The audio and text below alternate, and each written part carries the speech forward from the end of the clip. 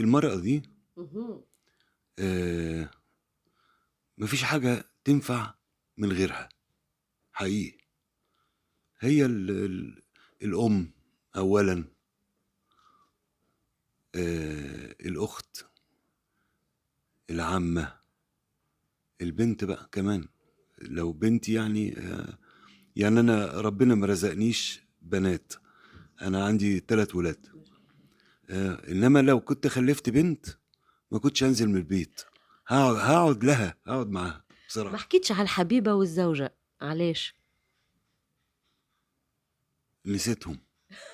برشا للدرجة هذي؟ لا، لا، لأ، لأ نسيتها بس. إنما الزوجة طبعًا يعني أي. هي البيت، اهم، هي اهم. البيت أي بصراحة طبعًا. اهم. وهي اللي جايب منها البنت، جايب منها الأولاد عاد. الأولاد. محمد الحلو وليالي الحلمية، وقت نقولوا محمد الحلو في تونس باش نقولوا ليالي الحلمية. حسب رأيك هالخلطة العجيبة في بقاء ليالي الحلمية إلى حد الآن، البارح وقت اللي اتعملت النوتة الأولى الجمهور يعني ما عندكش فكرة شنو صار فيه؟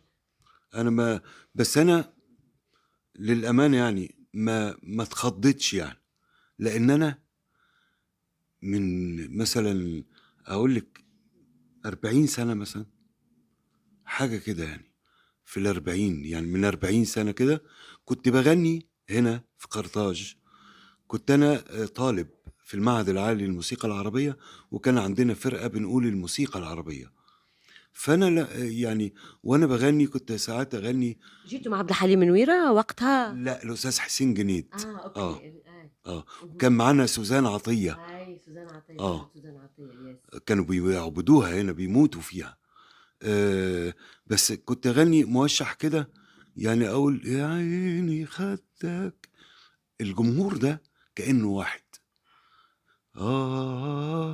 يردوا عليّا، مش معقول! ما فيش نشاز حتى وما فيش بالضبط. و فهُم بيحبّوا الحاجة الحلوة الشرقي، تونس لسه فيها الحتّة دي.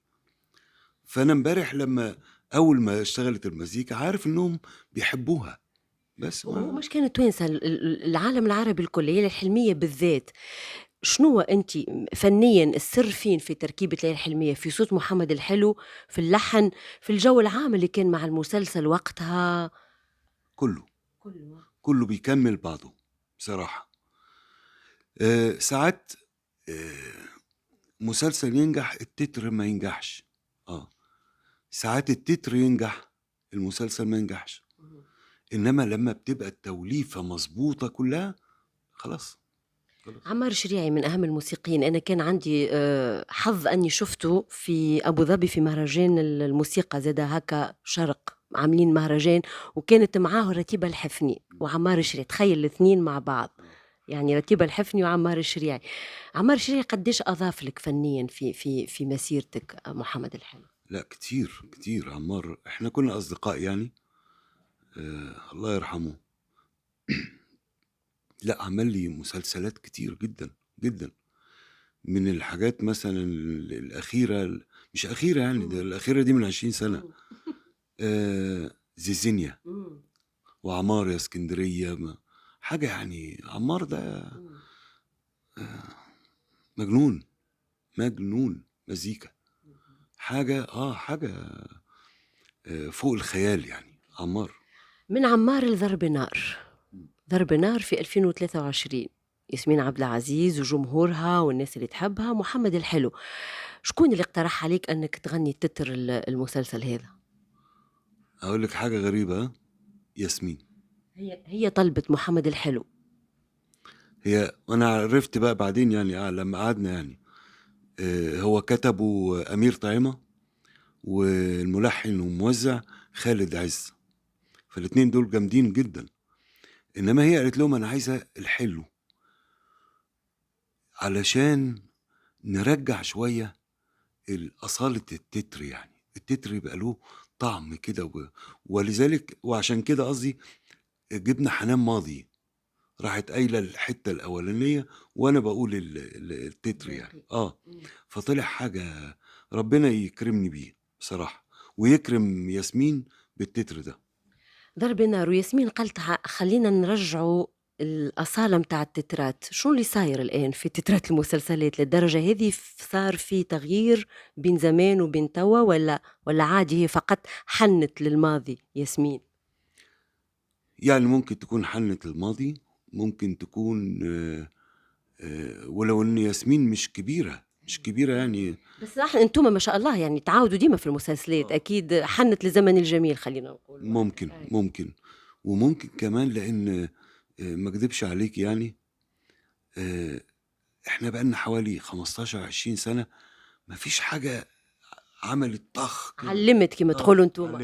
علمت انا مش عايز اقول بقى ما فيش حاجة علمت. في حاجات اتقالت حلوة بس اتنست. انما اللي قلناه ما اتنساش، موجود. عشان كده اللي هي زمان. عشان كده اول ما المزيكا بس اتقالت امبارح اتفرجي.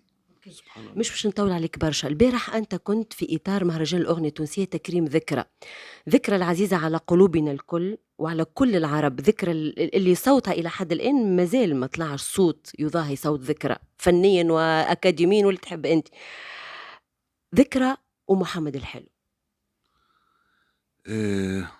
بنت وابوها، انا كنت كده. صوتها ده انا يعني كانت تبكيني ابكي. زائد انسانيتها، حاجه حنينه، حنيه الدنيا.